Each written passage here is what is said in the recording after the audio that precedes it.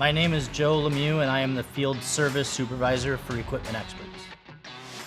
First thing that happens, the customer has our phone number. They call our dispatch office and give our dispatchers a basic idea of what's going on. And the dispatcher's goal is to find the nearest, soonest available technician to respond to that customer's issue. So in the field, the PM tech shows up at the customer site with his lube truck ready, stocked with filters and whatever he may need to perform a service. First, he'll greet the customer. He'll verify that the equipment that he's scheduled to be there for is actually available. Once the equipment is available, for instance, if it's a truck or a forklift, something with an engine, start with popping the engine compartment open, doing kind of a general inspection of the engine condition, be it the belts, make sure no hose is rubbing or anything like that, no obvious oil leaks. From there, runs underneath the piece of equipment, inspects for drive shafts, carrier bearing issues, make sure to inspect the brakes, checks the transmission oil levels, and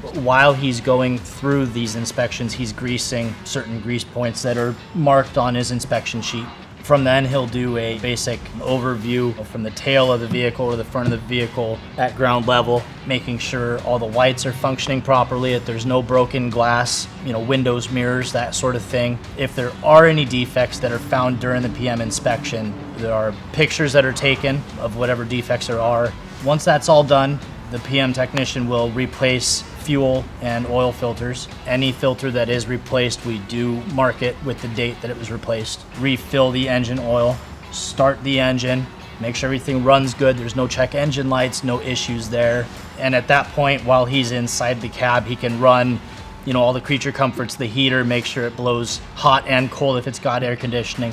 Check the wipers, make sure the wipers are functioning on all speeds. I'm making sure the seatbelt clicks in properly, the horn works, doors lock like they're supposed to. Every service that we do, we have a periodic inspection sticker that we put on every piece of equipment that we touch so that the customer can go and just look at the sticker and see when the last service was done.